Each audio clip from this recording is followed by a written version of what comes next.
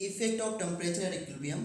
तो इसमें पहले हमने स्टार्ट में क्या बताया था बच्चों कि अगर कोई रिएक्शन ए टू बी है, अगर इसका एंथैल्पी चेंज नेगेटिव है तो इसे क्या बोलते हैं, एक्सोथर्मिक प्रोसेस बोलते हैं। यस या नो?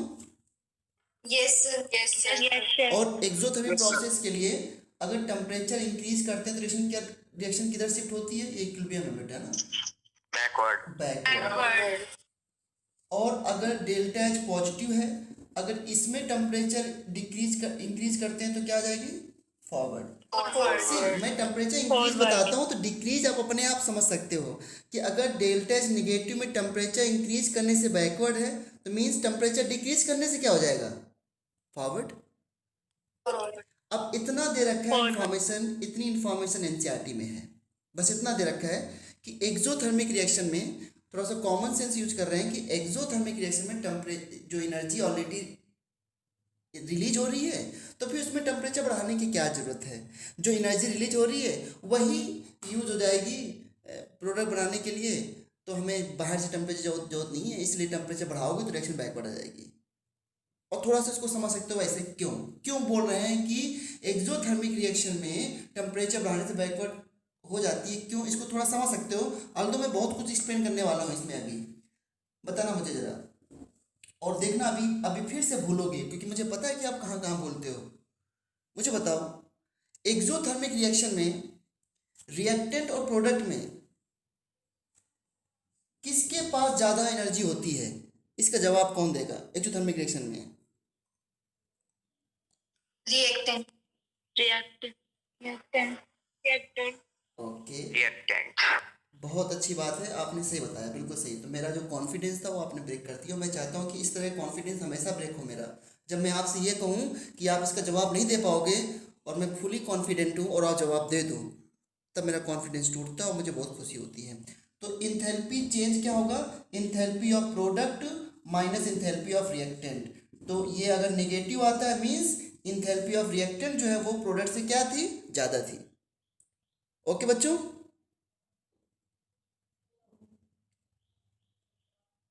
Yes sir. अब मान लो रिएक्टेंट के पास बॉन्ड इंथैल्पी जो है वो 10 किलो जूल है और जो प्रोडक्ट बनाना है उसके पास 5 किलो जूल है, ये बात मैं डिस्कस की थी। तो प्रोडक्ट बन जाएगा और रिमेनिंग एनर्जी क्या हो जाएगी, रिलीज। ओके, तो एक्सोथर्मिक रिएक्शन में रिएक्टेंट की एनर्जी प्रोडक्ट से ज़्यादा होती है। अब समझना ध्यान से बच्चों, अब प्रोडक्ट बन रहा है, अब अगर इस टेम्परेचर में इस रिएक्शन का टेम्परेचर आपने इंक्रीज कर दिया, टेम्परेचर इंक्रीज कैसे होगा, हीट इंटर करने से। यस या no? Yes sir. Energy release हो रही थी, आपने हीट इंटर कर दिया, एनर्जी रिलीज हो रही है, तो जो प्रोडक्ट बन गए हैं उनकी एनर्जी बढ़ेगी घटेगी,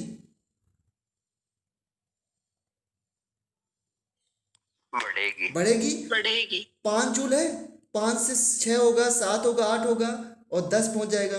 जब इसकी एनर्जी 10 जूल तक पहुंचने लग जाएगी तो ये वापस से क्या बनाने लग जाएगा, रिएक्टेंट। समझ गए ना? तो जब प्रोडक्ट की एनर्जी कम है, देखो इसको 5 जूल और चाहिए to form the product reactant, और आपने हीट दे दी तो इसकी एनर्जी बढ़ जाएगी, रिएक्टेंट बनाने लग जाएगा। तो फिर एक्सोथर्मिक रिएक्शन में हीट को देने की क्या जरूरत है जब एनर्जी रिलीज हो रही है? तो अगर हीट दोगे तो रिएक्शन क्या हो जाएगी, रिवर्स। अंडरस्टूड और not? Yes sir. Okay, yes sir. हाँ ठीक है, बस। तो अब इस चीज़ को मैथमेटिकली समझेंगे तो ध्यान रखना कि एनसीईआरटी में इतना गिवन है तो मतलब इतने ही पॉइंट को तो भूलना नहीं है कि एक्सोथर्मिक में टेम्परेचर बढ़ाने से बैकवर्ड शिफ्ट होगी और एंडोथर्मिक, एंडो मतलब हीट दो, तो एंडोथर्मिक रिएक्शन में टेम्परेचर बढ़ाने से फॉरवर्ड होगी। अब इसको मैथमेटिकली थोड़ा सा सीखते हैं, थोड़ा टाइम लगेगा सीखने में क्योंकि अब थोड़ा एक्स्ट्रा थोड़ा ज़्यादा पढ़ने, क्योंकि वो पढ़ना भी ज़रूरी है, उस पर क्वेश्चन बहुत सारे आते हैं और कहीं ना कहीं आगे एनसीईआरटी चैप्टर में भी उसकी बात कही गई है। तो देखो इफेक्ट ऑफ टेम्परेचर को पढ़ने के लिए एक रिलेशन हमें चाहिए between delta G and delta G not. तो देखो लिखा है वी नो, देखो लिख तो मैं रहा हूँ वी नो बट एक्चुअली में वी डोंट नो। बट कोई इक्वेशन अगर हमको डायरेक्ट लेनी पड़ती है जिसका हम डेरिवेशन नहीं कर सकते हैं तो हम लिख देते हैं वी नो। ठीक है, वी नो रिलेशन बिटवीन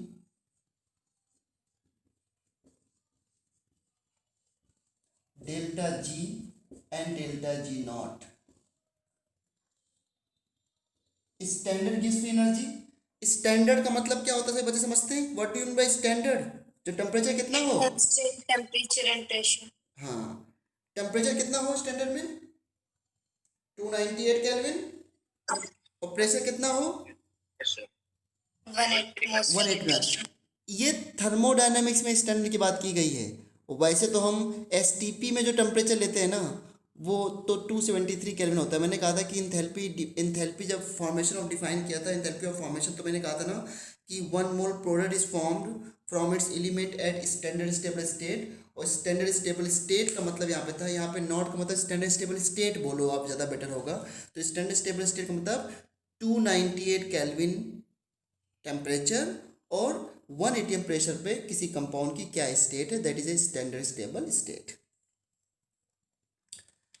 तो ये रिलेशन जो होता है इसके बीच में that is delta G equal to delta H nought plus R T L N natural log Q. ये रिलेशन ड्राइव नहीं करना, हमको कभी ड्राइव नहीं करना, 12 तक भी ड्राइव नहीं करना, ये रिलेशन ध्यान रखना पड़ेगा। डेल्टा जी और डेल्टा जी नॉट भी होता है gas free energy at any condition, gas free energy at standard stable state के बीच में ये रिलेशन होता है। अब यहाँ पे आर तो सबको पता है क्या होता है, R is a gas constant, T for temperature पता है केल्विन में होता है, क्यू क्या है यहाँ पे, तो यहाँ पे क्यू क्या होता है, क्यू होता है रिएक्शन क्वोशिएंट, रिएक्शन क्वोशिएंट। अब ये क्या होता है, रिएक्शन क्वोशिएंट जो क्यू होता है ना, इसको इक्विलिब्रियम कांस्टेंट की तरह लिखते हैं। It has form of equilibrium constant,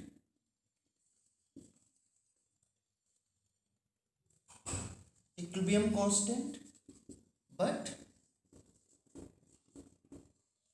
time dependent.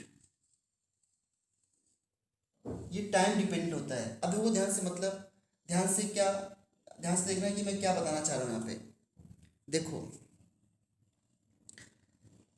बहुत इंपॉर्टेंट पॉइंट है। देखो इफेक्ट ऑफ टेम्परेचर को समझने के लिए पहले क्यों समझना पड़ेगा कि रिएक्शन कांस्टेंट क्यों क्या है। अगर कोई reaction A change into B में है बच्चों, और हमें पता है कि रिएक्शन ए टू बी जब की जाती है लैब में तो 25 डिग्री सेल्सियस पे इसका इक्विलिब्रियम कांस्टेंट जो है वो 10 है। ये हमारे पास डेटा अवेलेबल है। मान लो इस इक्विलिब्रियम कांस्टेंट की स्टडी मैं कर चुका हूँ लैब में। अब आप का नंबर कभी लैब में आया 2-3 साल बाद, 10 साल बाद, आपको यही रिएक्शन स्टडी करनी थी लैब में 25 डिग्री सेल्सियस पे, और आपको ये चेक करना था कि इसमें इक्विलिब्रियम आया कि नहीं आया। रिएक्शन में कैसे पता चलता है कि इक्विलिब्रियम आया कि नहीं आया? हमको क्या पता, अगर एक्चुअल में थियोरेटिकली तो कुछ भी कह लो, ग्राफ से समझ लिया, ऐसे समझ लिया, लेकिन जब एक्सपेरिमेंटली करते हो तो कैसे पता चलता है कि इक्विलिब्रियम है कि नहीं? तो हम क्या करते हैं कि जिस दिन हम रिएक्शन को मेजर कर रहे हैं उस दिन का टेम्परेचर नोट करो, और डे टेम्परेचर क्या था, और उस टेम्परेचर को नोट करने के बाद कैटलॉग देखो कि उस टेम्परेचर पे इक्विलिब्रियम कांस्टेंट क्या है, क्योंकि equilibrium constant changes with change in temperature. और जब आपकी रिएक्शन का इक्विलिब्रियम कांस्टेंट उस डे के उस टेम्परेचर के इक्विलिब्रियम कांस्टेंट के बराबर हो जाए तो समझ लें कि आपकी रिएक्शन में इक्विलिब्रियम है। तो अब मान लो मुझे इस रिएक्शन को स्टडी करना है, इसका इक्विलिब्रियम कांस्टेंट 10 है, ये हमको पहले से पता है, हमारे जो टीचर हैं उन्होंने हमको बता दिया है कि 25 पे इसका इक्विलिब्रियम कांस्टेंट 10 होता है। मैं इस रिएक्शन को 25 पे स्टडी कर रहा हूँ। किसी टाइम टी पर सभी बच्चों को पता है कि इसके कुछ मोल्स होंगे। लेट कि हमने इसके इनिशियल मोल 5 मान लिए बच्चों, ठीक है। इनिशियली ये कितना होगा, बी कितना होगा 0, यस या no? Yes, sir. Yes, sir. Equilibrium time T पर इसके कुछ मोल डिकम्पोज होंगे, दैट इज 5 माइनस एक्स, और ये कितना बनेगा एक्स। बच्चों अभी क्लियर है? Yes, sir. Yes, sir. Okay Yes, sir. Now, लेकिन अभी तो मैं यहाँ पे लिख रहा हूँ टी इक्विलिब्रियम, अभी मैं इक्विलिब्रियम नहीं लिख रहा हूँ। जो 5 से जो डिसोसिएट हो रहा है वो हर एक सेकंड में डिसोसिएट हो रहा है ना, हर एक सेकंड में। मान लो टाइम को 0 पर रिएक्शन नहीं स्टार्ट हुई, 1 सेकेंड, टाइम 0 के बाद 1 सेकेंड में इसके कुछ पार्टिकल डिसोसिएट हो गए बी में, दूसरे सेकेंड में और डिसोसिएट हो गए, तीसरे सेकेंड में और डिसोसिएट हो गए। क्या मैं सही बोल रहा हूँ? Yes. Sir. Okay Yes, sir. लेकिन अभी हमको ये नहीं पता चल रहा है कि इक्विलिब्रियम आया कि नहीं आया। क्या करूं बच्चों, मैं क्या करूं बताओ? तो मैं क्या करूंगा कि इसका निकालूंगा रिएक्शन कोएफिशिएंट Q। मैंने क्या बोला? रिएक्शन कोएफिशिएंट Q को इक्विलिब्रियम की तरह ही लिखा जाता है, बट ये टाइम डिपेंडेंट है।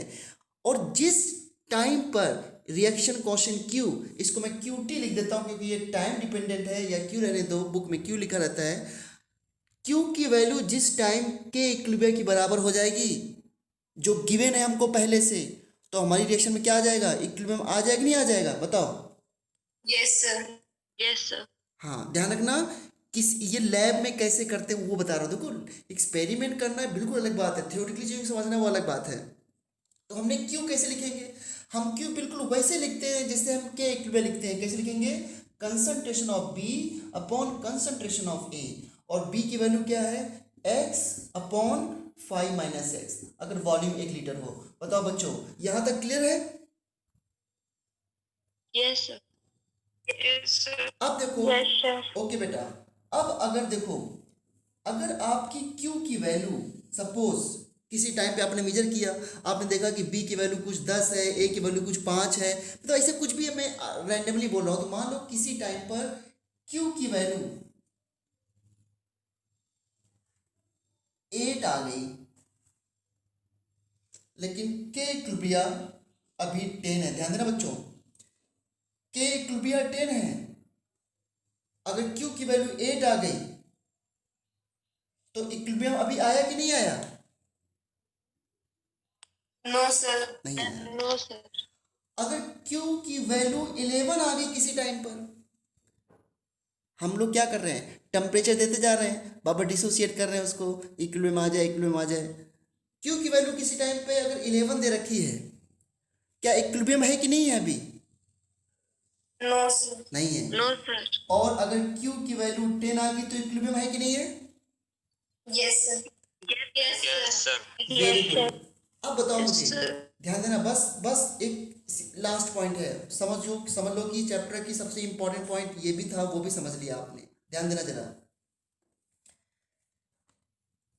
क्या बच्चों मैं ये कह सकता हूँ कि अगर Q की वैल्यू के इक्विलिब्रियम के बराबर है तो रिएक्शन में क्या हो जाएगा? इक्विलिब्रियम हो जाएगा। Q की वैल्यू के इक्विलिब्रियम के बराबर है कि इक्विलिब्रियम होगा। यानी कि मैं इसको एक डायग्राम से दिखाऊं आपको कि ये यहाँ पे कोई रिएक्शन चल रही है, अगर इसमें Q की वैल्यू K के बराबर है, K इक्विलिब्रियम के बराबर है, तो ये इक्विलिब्रियम हो गया। बट अनफॉर्चुनेटली ऐसा हुआ कि Q की वैल्यू हमारी ज़्यादा आ गई। ध्यान देना, अगर Q की वैल्यू K से ज़्यादा आ गई, जैसे कि इसमें आ गई थी, इसमें हमें 10 लेके आना था, लेकिन अगर हमारी 11 आ गई, तो इसका मतलब क्या हुआ कि Q को हमें कम करना है कि ज़्यादा करना है? कम करना है। कम करना है। कम करने का मतलब क्या है कि हमें रिएक्शन को फॉरवर्ड करना है, बैकवर्ड करना है। बस ये पॉइंट बता दिया, समझो हो गया काम। बताओ। Backward. बिल्कुल सही जवाब। अगर बैकवर्ड बोल रहे हो तो बिल्कुल करेक्ट है, क्योंकि आपने थोड़ी देर पहले अभी इस इक्विलिब्रियम के लिए, थोड़ी देर पहले अभी आपने इस इक्विलिब्रियम के लिए Q कैसे लिखा था? Concentration of B upon concentration of A। Q time dependent है, किसी भी टाइम पे इसको लिख सकते हैं। अगर B की वैल्यू, सॉरी, अगर Q की वैल्यू हमारी ज़्यादा आ रही है, इसका मतलब क्या है कि प्रोडक्ट ज़्यादा हो गया होगा, तभी तो क्यू ज़्यादा आएगा। अगर प्रोडक्ट ज़्यादा है तो हमें प्रोडक्ट को क्या करना है, कम करना है कि और ज़्यादा करना है? कम कम करना है, यानी कि डायरेक्शन किधर लेके जाओ उसको, बैकवर्ड। तो क्यू की वैल्यू अगर किस ज़्यादा है तो हमारी रिएक्शन बैकवर्ड शिफ्ट हो जाएगी। और अगर बच्चों क्यू की वैल्यू अगर ऐसा हो रहा है, बैकवर्ड मतलब देखो ये नीचे की तरफ आ गया, बैकवर्ड शिफ्ट। और अगर बच्चों देखो बताओ मुझे, अगर क्यू की वैल्यू के से छोटी आ गई, जैसे कि 8 आ गया था किसी टाइम पर हमने निकाला और क्यू की वैल्यू के से छोटी आ गई, इसका मतलब क्या है कि रिएक्शन को अभी फॉरवर्ड और ले जाना है कि नहीं ले जाना है? Yes Yes, sir. फॉरवर्ड जाना है ना अभी और? Yes, sir. हाँ, यस फॉरवर्ड मतलब कि अभी हमको आगे बढ़ना है। देखो आगे बढ़ रहे हैं ना हम लोग, अभी आगे बढ़ना है क्यू इक्वल टू के बराबर, तो ये डायरेक्शन क्या हो गई, forward.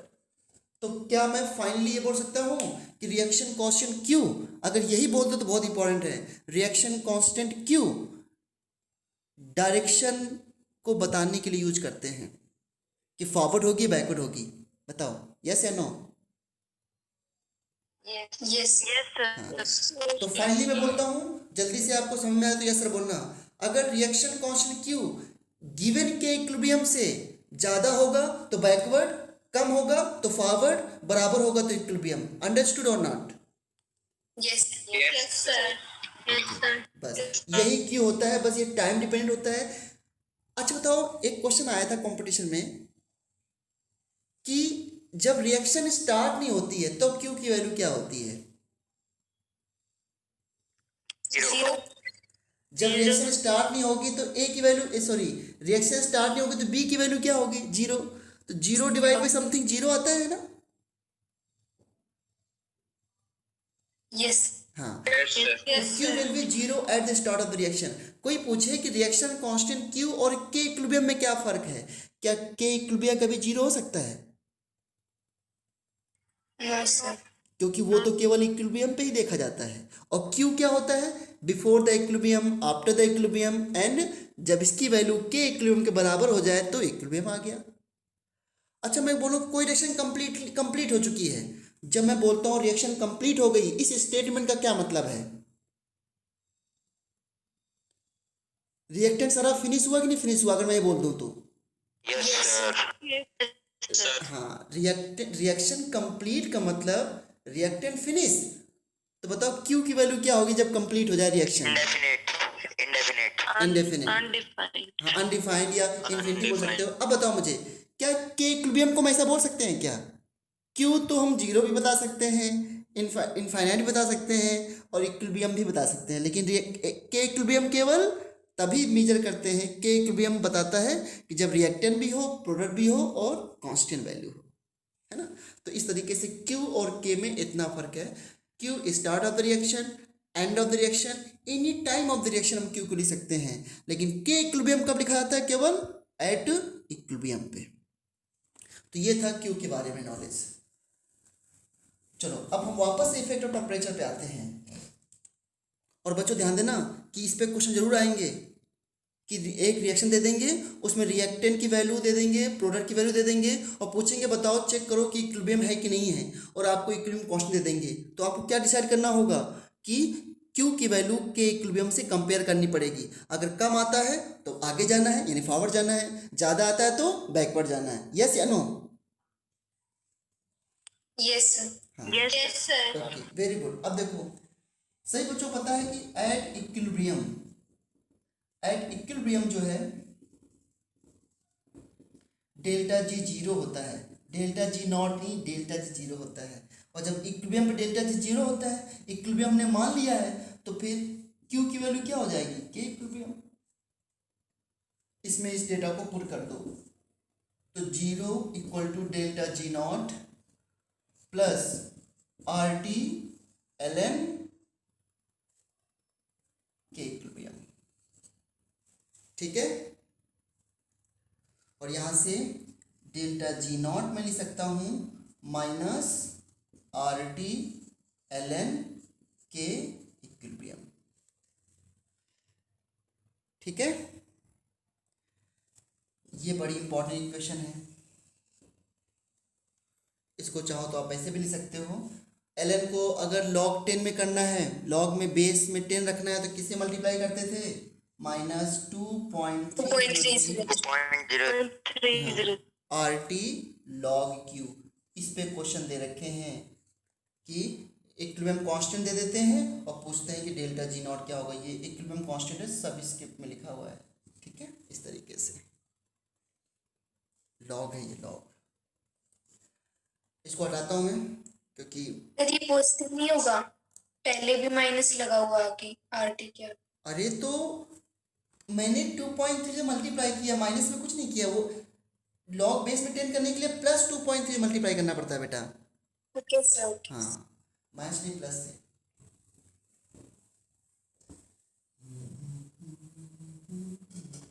Okay, so we have delta G naught minus 2.303 RT log K equilibrium. क्या बच्चों में डेल्टा जी नॉट को delta H naught minus T delta H naught लिख सकता हूँ क्या? बोलो यस सर। यस। बोलो बोलो, अरे बोलो यस सर। अच्छा, तो आपकी आवाज़ Yes, चली, sir. आपकी आवाज़ चलेगी, ठीक है। Equal to -2.303 RT log K equilibrium. बच्चों इसको थंबनेल से नहीं पढ़ा था क्या हम लोगों ने? पढ़ा था ना? यस। हाँ। अब बताओ जरा मुझे, लॉग के इक्विलिब्रियम की वैल्यू क्या आ जाएगी?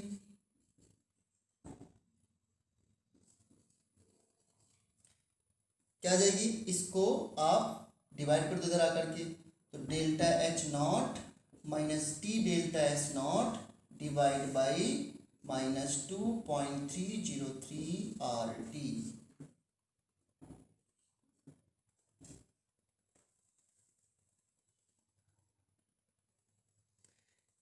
इसको मैं अगर सेपरेट कर दूं तो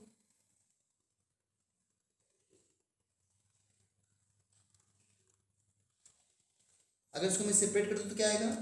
अलग कर दिया मैंने तो minus delta H naught upon 2.303 RT plus इससे टी कट जाएगा, delta H naught upon 2.303 R।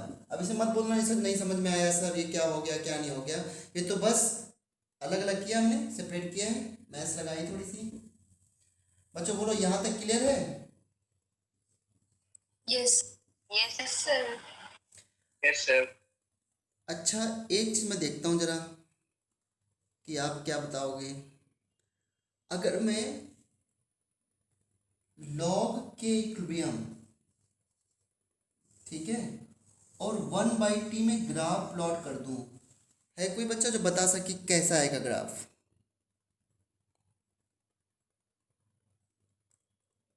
Sir negative slope. और स्ट्रेट लाइन है ना? Yes sir. हाँ, देखो कितनी जल्दी बता दिया इस बच्ची ने। ये y equal to M X plus C तो लिखा हुआ है, यहाँ पर इंटरसेप्ट क्या है बताओ? अच्छा, इंटरसेप्ट क्या है? डेल्टा एस नोट बाई 2.303 हाँ, बिल्कुल सही, क्योंकि यहाँ पे तो c है और यहाँ पे 1, इसका कोफिशिएंट क्या है? 1/t, तो नेगेटिव स्लोप के साथ आएगा, ये इसका ग्राफ होगा। अब जेई एडवांस में इससे ज़्यादा डिफिकल्ट क्वेश्चन नहीं आता है। तुम सोचो कि उसमें कोई भगवान अलग से क्वेश्चन बनाते हैं, ऐसे क्वेश्चन आते हैं सिंपल से थ्योरी से। बस किसी कंपटीशन को निकालने के लिए, कंपटीशन कोई कुछ नहीं होता, अगर आप एक लाइन अच्छे से पढ़ते हो दैट्स इट। बहुत ज़्यादा डिफिकल्ट क्वेश्चन भी नहीं आते जो आजकल लोग बना देते हैं, इतने सिंपल सब कुछ आता है। अगर delta log K equilibrium 1/t में ग्राफ प्लॉट करोगे तो इसका इंटरसेप्ट कितना होगा? ये दैट इज इंटरसेप्ट c, और इसका स्लोप कितना होगा?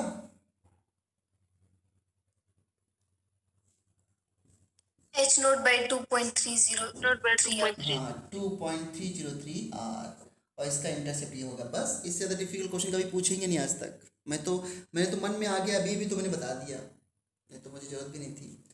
ठीक है, ये हो गया। इसको मैं हटा रहा हूँ बच्चों, ओके, क्योंकि मुझे तो अभी इफेक्ट ऑफ टेम्परेचर पढ़ाना है। अभी टेम्परेचर के इफेक्ट में तो हम पहुँचे नहीं, मैथमेटिकली एक्सप्लेन करना था इफेक्ट ऑफ टेम्परेचर। अब देखो, क्या बच्चों मैंने ये कभी कहा था आपसे कि टेम्परेचर चेंज करने से इक्विलिब्रियम कांस्टेंट चेंज होता है? Yes sir. Yes, sir. Yes, sir. Okay. किसी रिएक्शन का कोई रिएक्शन अगर 25 डिग्री सेल्सियस पे है तो उसका इक्विलिब्रियम कांस्टेंट एक होगा, और 27 पे तो दूसरा होगा, 29 पे तो तीसरा होगा। टेम्परेचर चेंज करने से इक्विलिब्रियम कांस्टेंट चेंज होता है, लेकिन अगर किसी रिएक्शन का प्रेशर बढ़ा दो, वॉल्यूम बढ़ा दो, कैटलिस्ट डाल दो, इक्विलिब्रियम कांस्टेंट में कोई चेंज नहीं करते हैं। ठीक है, कैटलिस्ट में तो कुछ कन्फ्यूजन है, बट प्रेशर, वॉल्यूम, कंसंट्रेशन में कभी भी इक्विलिब्रियम कांस्टेंट को चेंज नहीं करते हैं।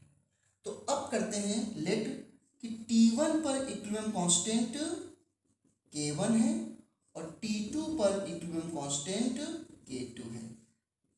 इसको जो है इस इक्वेशन में अप्लाई करते हैं और दो इक्वेशन नहीं बनाते हैं। कितना काम हो गया मेरे लिए बताओ।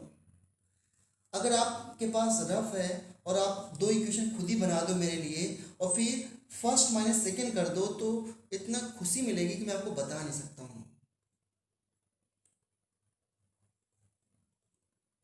मुझे पता है आप नहीं करोगे, बस आप एक काम नहीं कर सकते कि मेरी हेल्प नहीं कर सकते थोड़ी सी।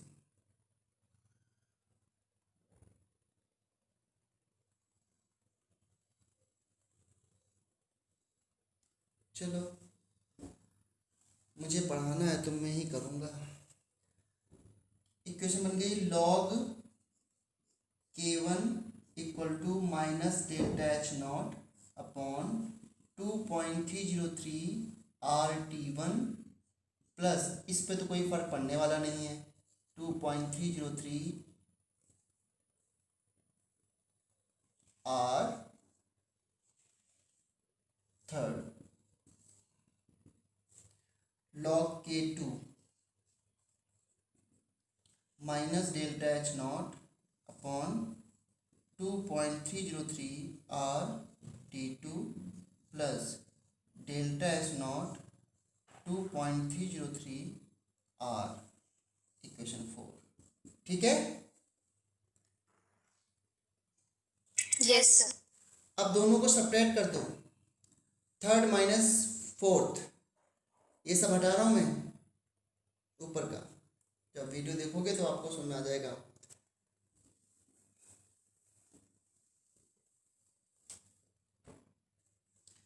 So log K1 minus K2, अब मैं सेपरेट कर रहा हूँ। अब थोड़ा मैं डायरेक्ट लिखूंगा, मुझे कुछ नहीं पता, एक एक लाइन नहीं लिख सकता मैं। थर्ड माइनस 4 कर दूंगा मैं, तो log K1 minus log K2। बताओ log K1 minus log K2 क्या लिख सकता हूँ? Log K1 upon K2. K1 by K2। हाँ, log K1 by K2, very good, equal to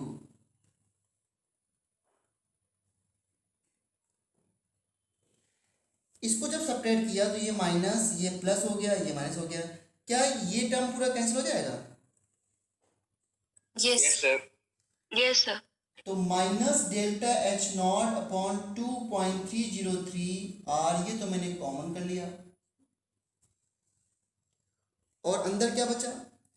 ये पॉजिटिव हो गया, सॉरी निगेटिव, मैंने निगेटिव कॉमन किया तो ये नेगेटिव, ये पॉजिटिव हो गया और ये नेगेटिव हो जाएगा। तो 1/T1 माइनस 1/T2 ये बचा। log K1 by K2 minus delta H naught upon 2.303 R 2.303 R 1/T1 minus 1/T2। इसको करके देख लेना, इसमें कोई ऐसा तो नहीं बोलनी नहीं समझ में आया। नहीं समझ में आया तो कोई बात नहीं, दो इक्वेशन को सेपरेट किया है, सेपरेट करने के बाद लिख दिया है। इसमें क्या समझ रहा था? इस इक्वेशन को जिस साइंटिस्ट ने दिया था उसका नाम तो मैं नहीं बताना चाहता, लेकिन किसी ने इतना काम किया तो नाम तो बता देना चाहिए। तो इसको जिस साइंटिस्ट ने दिया उसका नाम है वैन हॉफ। इसे वैन हॉफ इक्वेशन कहते हैं। इसको कहते हैं VAN इस तरह कॉमा T हॉफ इक्वेशन। इससे देखो T1 पे इक्विलिब्रियम कांस्टेंट K1, T2 पे इक्विलिब्रियम कांस्टेंट K2, इससे हम किसी रिएक्शन का इक्विलिब्रियम कांस्टेंट डिटरमाइन करते हैं कि अगर मैं दो टेम्परेचर दे दूं कि T1 पे इक्विलिब्रियम कांस्टेंट ये है, T2 पे ये है, उसकी इंथैल्पी क्या होगी तो निकाल सकते हो। इंथैल्पी गिवन है, T1 गिवन है, T2 गिवन है, K1 गिवन है, K2 निकाल सकते हो। बस थोड़ा न्यूमेरिकल ज़्यादा इसमें करना पड़ेगा आपको। ये हमारी इंपॉर्टेंट इक्वेशन है जिसको वांट ऑफ इक्वेशन कहते हैं। अब बच्चों एक बात मुझे बताओ, बिल्कुल सच बताना, कोई रिएक्शन ए टू बी है, ठीक है, 25 डिग्री सेल्सियस पे इसका इक्विलिब्रियम कांस्टेंट K1 है मान लो। फिर से same reaction A to B है, इसका 27 पे इक्विलिब्रियम कांस्टेंट K2 है। सेम रिएक्शन का इक्विलिब्रियम कांस्टेंट चेंज कर दिया ना मैंने, क्यों? टेम्परेचर चेंज किया है। अब अगर K1 की वैल्यू 10 थी और K2 की वैल्यू 12 है, अब मुझे बताओ सेम रिएक्शन में टेम्परेचर इंक्रीज करने से K1 10 था और इंक्रीज टेम्परेचर किया तो K2 12 हो गया। बताओ इस रिएक्शन की डायरेक्शन किधर गई, फॉरवर्ड गई या बैकवर्ड गई? अगर ये समझ गया ना, और ये बहुत छोटी सी बात है, तो समझो कि सब कुछ समझ गया। बताओ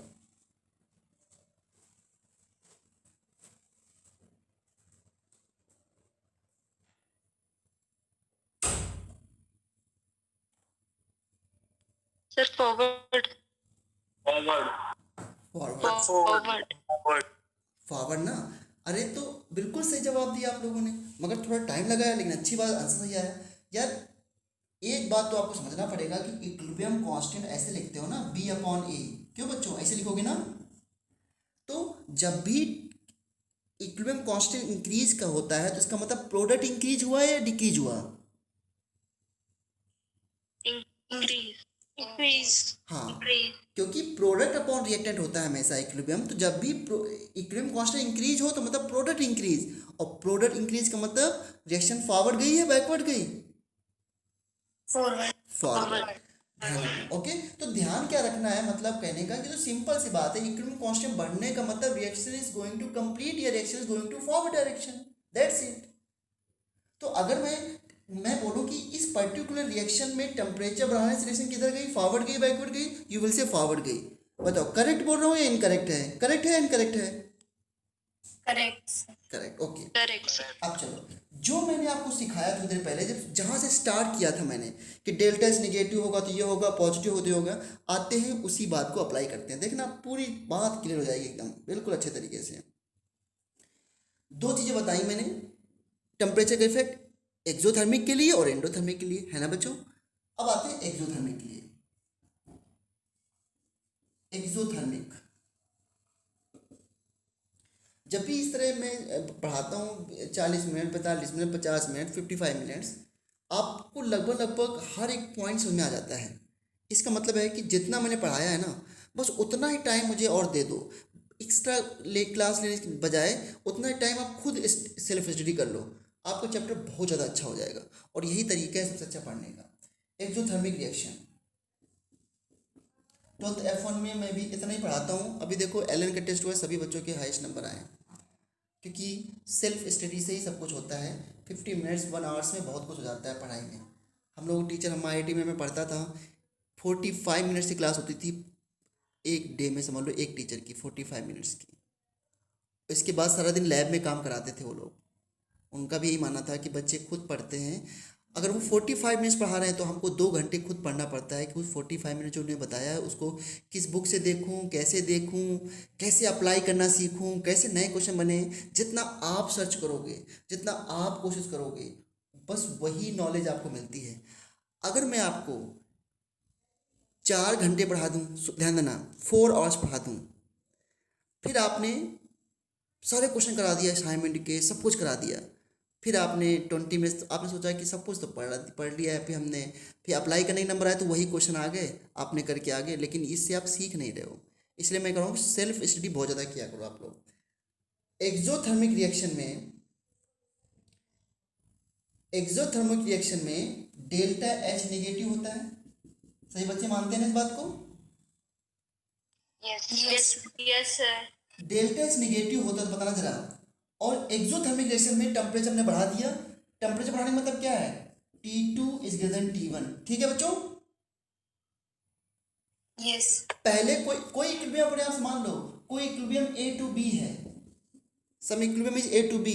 ये पहले टेम्परेचर T1 पे था, उसका इक्विलिब्रियम कांस्टेंट K1 था, जब हमने टेम्परेचर बढ़ा दिया तो T2 हो गया, उसका इक्विलिब्रियम कांस्टेंट K2 हो गया। अब बताना कि डायरेक्शन क्या गई। हमको पता है कि एक्सोथर्मिक रिएक्शन में टेम्परेचर बढ़ाने से फॉरवर्ड बैकवर्ड हो जाती है, यही तो पता है बच्चों हम लोगों को, लेकिन इसको हम मैथमेटिकली प्रूव कर रहे हैं ऐसा क्यों हो रहा है।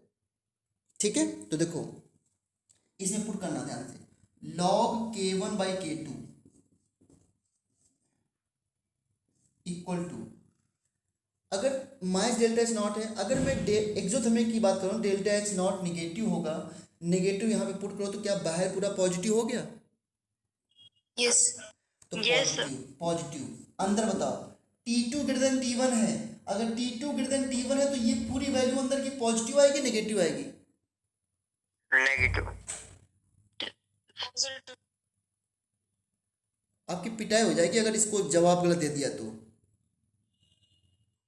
सच बता रहा हूँ, भगवान भी नहीं रोक पाएंगे आपको आपकी पिटने से। पॉजिटिव। positive. हाँ, T2 जब T1 से बड़ा है तो 1/T2 1/T1 से छोटा नहीं हो जाएगा, यस तो पॉजिटिव आ गया। ठीक है, तो log K1/K2 क्या आ गया, पॉजिटिव। अब मुझे ये बताओ, log K1/K2 पॉजिटिव कब हो सकता है, जब K1 बड़ा हो या K2 बड़ा हो। K1. K1 बड़ा हो, वेरी गुड वेरी गुड। ध्यान रखना कि अगर डिनोमिनेटर बड़ा होगा तो log हमेशा नेगेटिव आता है, कभी चेक कर दें, log 1/2 negative, log 1/3 negative, log 1/4 negative, 4 बड़ा है ना 1 से। तो इसका मतलब क्या है, क्या मैं इसका जो एक्सप्लेनेशन मैं लिख सकता हूँ, K1 is greater than K2, बोलो। Yes, sir. यस और भी लोग कुछ बोलो कि मैं बस सिर्फ 2-3 बच्चे रिप्लाई करता, भाई इसका नहीं किया, 1-2 गर्ल्स ने और किया। समझ में आगे सभी को ये बात, अमन। Yes, sir Yes, sir. Yes, sir. Okay, अब मुझे बताना, जो मैंने अभी थोड़ी देर पहले 2 रिएक्शन लिखी थी ना, A to B, अभी थोड़ी देर पहले मैंने 2 रिएक्शन लिखी थी A to B, मैंने एक ही रिएक्शन लिखी थी, 2 टेम्परेचर, सॉरी 2 रिएक्शन नहीं लिखी थी, एक रिएक्शन 2 टेम्परेचर लिखी थी, 25 पे और 27 पे, और मैंने इसका K1 मान लिया था 10 और इसका K2 मान लिया था 12। मैंने कहा टेम्परेचर मैंने बढ़ाया तो रिएक्शन फॉरवर्ड चली गई, आप लोगों ने ये जवाब दिया था क्योंकि K2 बढ़ गया। अब अगर ऐसा हो कि 25 पे इसका K1 10 है और जब 27 पे K2 निकाला गया तो वो कितना आया, 8 आया। बताओ जरा, टेम्परेचर बढ़ाने से अगर K2 8 आ रहा है तो टेम्परेचर बढ़ाने से रिएक्शन फॉरवर्ड गई होगी या बैकवर्ड गई होगी, Backward. प्लीज इससे बेटर तरीके से मैं नहीं समझा सकता इसको, आप समझ जाओ बस प्लीज, बिल्कुल सही आंसर है बैकवर्ड। अगर इक्विलिब्रियम कांस्टेंट फाइनल वाला इनिशियल से कम है तो बैकवर्ड गई, और फाइनल इक्विलिब्रियम इनिशियल ज्यादा है तो डायरेक्शन फॉरवर्ड गई, यस या no. Yes, sir. Yes sir, okay. Now tell me, K1 is greater than K2, ये कब हुआ, जब टेम्परेचर हमने बढ़ाया कि घटाया, बढ़ाया तो बढ़ाया मतलब K2 की वैल्यू जो दूसरे इक्विलिब्रियम कांस्टेंट T2 पर जो K2 आ रहा है उसकी वैल्यू K1 से कम आई है, यही तो मतलब हुआ। यस तो डायरेक्शन क्या हुई Yes, फिर, sir. डायरेक्शन क्या हुई, Yes, sir. Backward. बैकवर्ड। यही तो प्रूव करना था, यही तो प्रूव करना था ना कि backward direction, sorry exothermic reaction में टेम्परेचर बढ़ाने से बैकवर्ड हो जाता है, हो गई बैकवर्ड। क्यों, क्योंकि दूसरा इक्विलिब्रियम कांस्टेंट जब हमने टेम्परेचर बढ़ाया तो T2 पर जो इक्विलिब्रियम कांस्टेंट है वो T1 पे इक्विलिब्रियम कांस्टेंट से कम आ गया। देख लो यहाँ से प्रूफ हो रहा है कम आ गया, और कम क्यों आ रहा है, K1/K2 अगर पॉजिटिव है इसका मतलब क्या है कि K1 जो है K2 से बड़ा है। तो पहले इक्विलिब्रियम कांस्टेंट मान लो 10 था, बाद में वो 8 आ गया, तो रिएक्शन बैकवर्ड चली गई। अब ये समझ गए तो बहुत अच्छी बात है, नहीं समझे तो और अच्छी बात है, दिमाग में कुछ रहेगा नहीं, क्योंकि इससे ऐसे तरीके से मैं इसको एक्सप्लेन भी नहीं कर सकता। पहले मैंने सिंपल रिएक्शन दी फिर बताया, क्या मैं आगे बढ़ सकता हूँ थोड़ा सा, समझ में आया कि नहीं आया। Yes, sir. हाँ, टेम्परेचर बढ़ाने से अगर दूसरा इक्विलिब्रियम कांस्टेंट घट रहा है तो रिएक्शन बैकवर्ड है, और टेम्परेचर बढ़ाने से दूसरा इक्विलिब्रियम कांस्टेंट बढ़ रहा है तो रिएक्शन फॉरवर्ड है। अब आते हैं इसको एंडोथर्मिक के लिए, तो ये बैकवर्ड आ गया। एंडोथर्मिक देखो, एंडोथर्मिक के लिए अप्लाई करते हैं। एंडोथर्मिक रिएक्शन में डेल्टा एच नॉट पॉजिटिव होता है और टेम्परेचर इंक्रीज करके देख रहे हैं, इफेक्ट हम देख रहे हैं टेम्परेचर इंक्रीज करके, तो मीन्स पहले टेम्परेचर T1 था, इस पे इक्विलिब्रियम कांस्टेंट K1 था, T2 पे इक्विलिब्रियम कांस्टेंट K2 और हमने क्या किया, टेम्परेचर बढ़ा दिया, यानी T2 is greater then T1। तो बताओ log K1 बाई K2 क्या आएगा, निगेटिव है पॉजिटिव, देखो डेल्टा एच नॉट पॉजिटिव तो बाहर क्या निगेटिव है, डेल्टा एच नॉट पॉजिटिव रखूंगा तो बाहर निगेटिव आएगा, अंदर क्या आएगा, निगेटिव या पॉजिटिव,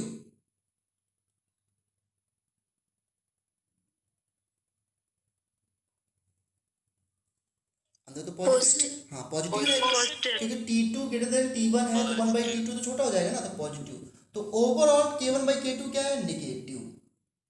अब मुझे बताओ log K1 by K2 negative आने का मतलब क्या है, K1 बड़ा है K2 बड़ा है, K2. That means K2 is greater then K1। इसका स्टेटमेंट क्या हुआ कि टेम्परेचर बढ़ाने से जो K2 है, टेम्परेचर बढ़ाने से नया इक्विलिब्रियम कांस्टेंट K2 बताया ना मैंने, टेम्परेचर बढ़ाने से इक्विलिब्रियम कांस्टेंट बढ़ गया, मीन्स रिएक्शन फॉरवर्ड गई या बैकवर्ड गई, फॉरवर्ड। ठीक है, सीधी सी बात है बच्चों, इक्विलिब्रियम कांस्टेंट बढ़ना मतलब फॉरवर्ड, घटना मतलब बैकवर्ड। ये था इफेक्ट ऑफ टेम्परेचर वाटरिफिकेशन, इससे ज़्यादा इफेक्ट ऑफ टेम्परेचर होता नहीं है। लेकिन इतना कुछ पूछेंगे नहीं, आपको कोई रिएक्शन दे देंगे और पूछेंगे बताओ ये रिएक्शन कब इसमें प्रोडक्ट ज़्यादा बनेगा, जैसे एक क्वेश्चन देता हूँ मैं आपको, ये हो गया पूरा। अगर मैक्सिमम मतलब बहुत डिफिकल्टी लेवल अगर हाई रखेंगे तो ये पूछ लेंगे जो मैंने अभी पढ़ाया है, और नहीं सिंपल में तो बस क्या है, देखो A2B है, ये इक्विलिब्रियम है, इसका डेल्टा एच नॉट जो है वो निगेटिव है, पूछेंगे बताओ बी मैक्सिमम कब बनेगा, टेम्परेचर बढ़ा करके या घटा करके, बढ़ा। ये लो अभी मैं पिटाई शुरू कर दूंगा। डेल्टा एच इसका निगेटिव है, एक्सोथर्मिक है एंडोथर्मिक है, Exothermic. एक्सोथर्मिक है, तो एक्सोथर्मिक में क्या सीखा आपने, टेम्परेचर बढ़ाने से फॉरवर्ड होती है बैकवर्ड होती है, बैकवर्ड। तो हमको मैंने बोला कि बी को मैक्सिमाइज करना है, कैसे मैक्सिमाइज करूं, टेम्परेचर बढ़ा के या घटा के, घटा के. तो temperature decrease will favour forward direction. ये हो गया, बस इतना क्वेश्चन आएगा आपको, क्योंकि अभी हमने देखा, आप तो मैथमेटिकली भी देख लिया और थ्योरेटिकली भी देख लिया, अब तो गलत नहीं होना चाहिए महाराज। ठीक है, चलो अगला क्वेश्चन है, कोई इक्विलिब्रियम है Cl2 plus F2 change into 2ClF3, balance कर दूं इसको मैं तो ये 3F2 हो जाएगा, okay, ClF3,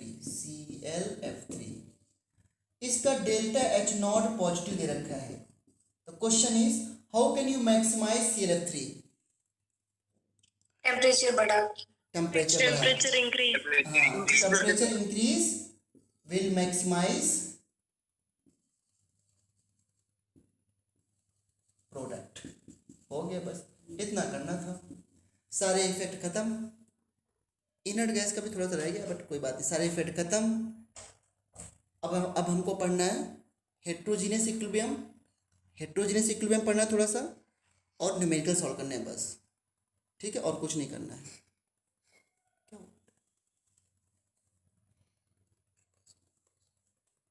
sir ionic equilibrium नहीं आएगा?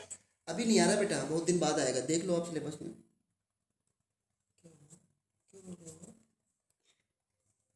अपना मुझे फोन देखना था ना, तो मैंने खोला था ना चार्ज से, और मैंने फोन मेरे यहाँ पे रख दिया था। अभी मैं ना फ़ोन की पिटाई कर दूँगा, चलो मैं भी आता हूँ, फ़ोन की ना बहुत पिटाई करूँगा आज मैं। सही बच्चों को टेम्परेचर का इफेक्ट समझ में आ गया, चलो मिलकर करें एक इक्विलिब्रियम का क्वेश्चन, ठीक है। देखो question number 1, A plus B change into C plus D, ऐसा क्वेश्चन एक बार आया था, मैंने वो उसमें कंपाउंड के नेम थे, मैंने ABCD में लिख दिया। इनिशियली ध्यान रखना, initially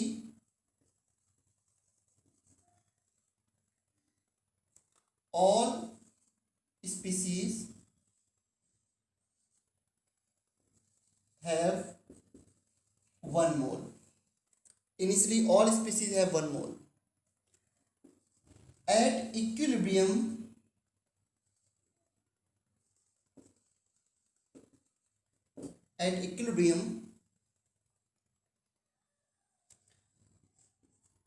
Kc equal to 16. Find moles of all species at equilibrium. Reaction जिस कंटेनर में हो रही है उसका वॉल्यूम 1 लीटर है, तो 1 लीटर से क्या हो गया कि जो उसकी कंसंट्रेशन होगी वही उसके मोल्स हो जाएंगे, तो वॉल्यूम इक्वल टू 1 लीटर। ठीक है, कैसे करोगे? पहली बात तो क्वेश्चन को 3 बार पढ़ लो, समझ लो कि क्या पूछ रहा है। इनिशियली सबके मोल्स दे रखे हैं, इक्विलिब्रियम पे सबके मोल्स पूछे हैं। इनिशियल मतलब क्या होता है, रिएक्शन स्टार्ट नहीं हुई है, और इक्विलिब्रियम पे सभी के मोल्स पूछे हैं। सबसे पहला ही क्वेश्चन सबसे बढ़िया ले लिया मैंने, देखो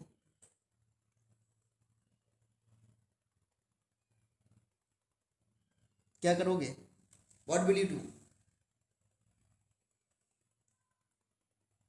सबको क्वेश्चन तैयार, मैं इसको यहाँ पे हटाने जा रहा हूँ। पहले बताओ क्वेश्चन, सब क्वेश्चन में आ गया ना? इनिशियली सबके मोल्स कितने हैं? इनिशियली 1 मोल। 1 मोल। और पूछा क्या है? पूछा क्या है? At equilibrium moles. Number of moles at equilibrium. Equilibrium, बस ये क्वेश्चन है, इसलिए मैं इसको हटाता हूँ क्योंकि मुझे सॉल्व करना है इसी प्लेस पे। देखो टाइम t इक्वल टू 0 पर 1 1 1 1। अब आप ये मत सोचना अरे सर ये प्रोडक्ट कैसे आ गया 1। क्वेश्चन में कुछ भी दे सकते हैं, इक्विलिब्रियम में भी नहीं है, लेकिन हम पहले से हमने कुछ मोल प्रोडक्ट के डाल रखे हैं। लेकिन जैसे रिएक्शन स्टार्ट होगी और इक्विलिब्रियम आएगा, तो इक्विलिब्रियम का मतलब है ए और बी रिएक्ट करना और सी और डी बनाना। तो इक्विलिब्रियम पे हमें कैसे लिखना है मैथमेटिकली? हम ऐसे लिखेंगे कि ए और बी रिएक्ट करेंगे और सी और डी कुछ बनाएंगे इक्विलिब्रियम पे। तो ए ने कुछ रिएक्ट किया बी से, तो मान लो इसके एक्स मोल रिएक्ट करेंगे, बी के एक्स मोल रिएक्ट करके, तो ये इसके देखो कॉफिशिएंट इसका 1 है, इसका कॉफिशिएंट 1 है, मतलब इसका एक खत्म होगा तो इसका भी एक खत्म होगा, तो 1 माइनस एक्स 1 माइनस एक्स। अगर ये 1 ना होता है यहाँ पर तो इसको क्या लिखते? क्या एक्स और एक्स ना लिखते? बताओ जल्दी से। Yes, sir. लेकिन अगर 1 है तो क्या दिक्कत है? 1 है तो 1 रहने 1 दो, plus x. 1 plus X 1 plus X x. plus है। अब x की जो भी वैल्यू होगी कोई दिक्कत नहीं, हमें x की वैल्यू 0.01 से लेकर के 0.02 कुछ भी हो सकती है। इक्विलिब्रियम पे ये आएगा। अब बताओ ये इक्विलिब्रियम में सभी के मोल्स होंगे बच्चों, वॉल्यूम 1 लीटर है, तो डिवाइड बाई 1 करूँ तो सभी की कंसंट्रेशन आ जाएगी। Yes, sir. हाँ, मोलैरिटी क्या होती है? Moles upon volume in litre, तो जो मोल्स होंगे वही उसकी कंसंट्रेशन होगी।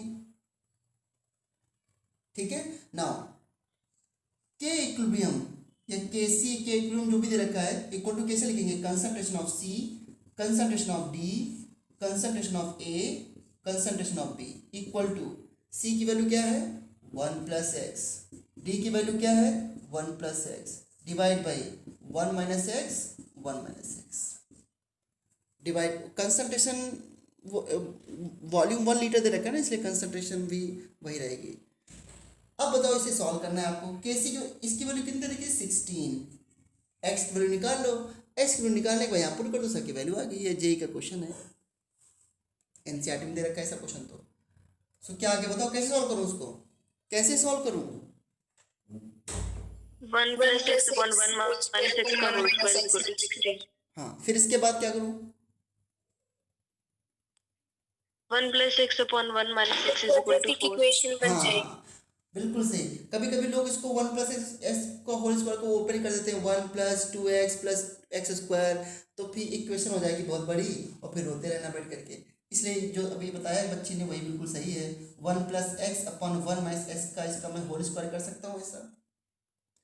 ठीक है, और जब होल स्क्वायर कर दूंगा तो फिर मैं इसको लिख सकता हूँ plus minus 4 equal to 1 plus X upon 1 minus X. इसमें -4 लेने से x की वैल्यू नेगेटिव आएगी और मोल नेगेटिव में नहीं हो सकते हैं, इसलिए पॉजिटिव लेके चलना है। ठीक है, तो 1 plus minus 4 equal to 1 plus X upon 1 minus X. Now find the value of x। तो +4 equal to 1 plus X 1 minus X. जल्दी बताओ x की वैल्यू क्या आ जाएगी?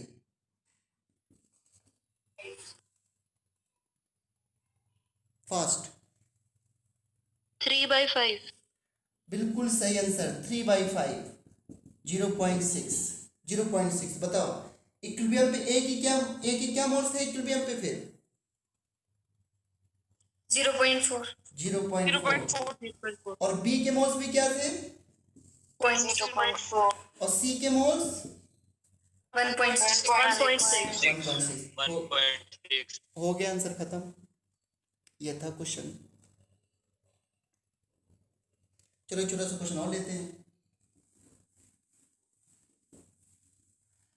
एनसीईआरटी के बैक क्वेश्चन भी सॉल्व किया करो आप लोग। एनसीईआरटी में आज ना बैक क्वेश्चन देखना, जितने भी क्वेश्चन ली चैटर्जी प्रिंसिपल के हैं कि इफेक्ट ऑफ टेम्परेचर क्या है, इफेक्ट ऑफ कंसंट्रेशन क्या है, इफेक्ट ऑफ प्रेशर क्या है, ऐसे जितने भी क्वेश्चन उनको सॉल्व कर लो। थोड़ा बहुत अपने आप से मैं असाइनमेंट, ठीक है मैं आज असाइनमेंट दे दूंगा इसका, बट आपके पास एनसीईआरटी पढ़ने से भी चीज़ें बहुत क्लियर होती हैं। पता है आपको, एनसीईआरटी को ऐसे मत सोचो, एनसीईआरटी बहुत अच्छी बुक है। Okay,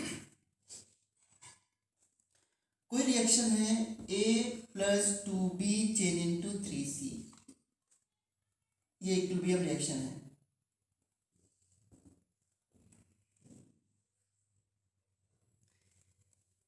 time t equal to 0 है। इनिशियली A और B के मोल्स रखे हैं कि इनिशियली A के मोल्स जो हैं वो 1 हैं और B के मोल्स जो हैं वो 3 हैं।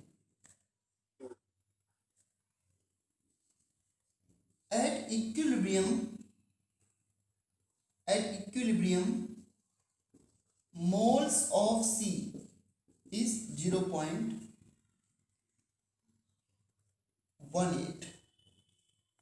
इक्विलिब्रियम पे C के मोल 0.18 है। Then find moles of A and B at equilibrium, ये क्वेश्चन है। इक्विलिब्रियम कांस्टेंट नहीं दे रखा है। पहले बताओ मुझे क्या पूछा गया है, पहले मुझे क्वेश्चन समझा दिया, क्योंकि मुझे मेरा मानना है कि क्वेश्चन जो समझ जाए वो आंसर कम से कम ट्राई तो करेगा कैसे अप्रोच करनी है। क्या क्वेश्चन दे रखा है? इनिशियल मोल्स किसके दे रखे हैं? ए और बी के। और फाइनल इक्विलिब्रियम पे मोल किसके पूछे हैं?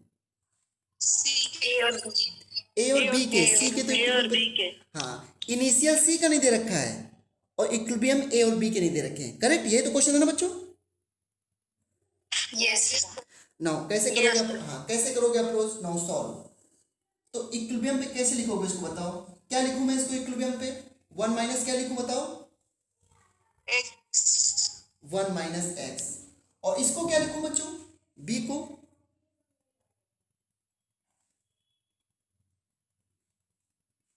3 minus 2x।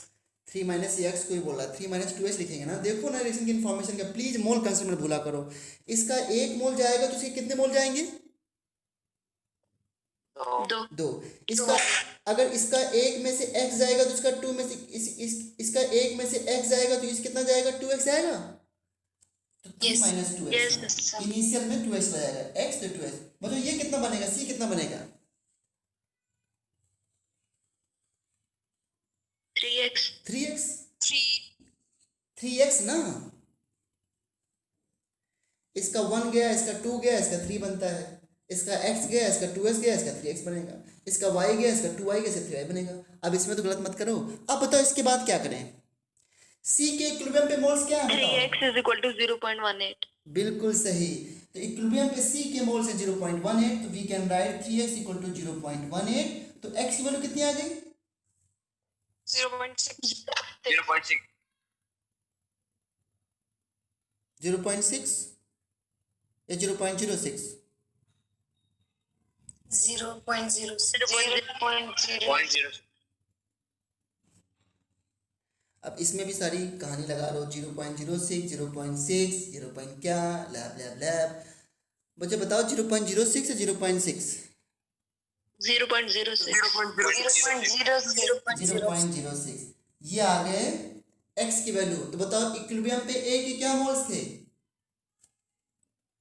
1 minus 0.94। हाँ, a एट इक्विलिब्रियम क्या होगा? 1 माइनस 0.06। और b एट इक्विलिब्रियम में क्या होगा? 3 माइनस 2 इंटू 0.06। बताओ पहले समझ में आया कि नहीं आया? Yes sir. ऐसे क्वेश्चन होते हैं इसमें, बिल्कुल सिंपल सिंपल से। मोल कंसेप्ट थोड़ा यूज होगा यहाँ पर, बस ध्यान रखना। इसके मोल्स उसके मोल्स, वो था ना स्टोकियोमेट्री में हम लोगों ने इस तरह किया।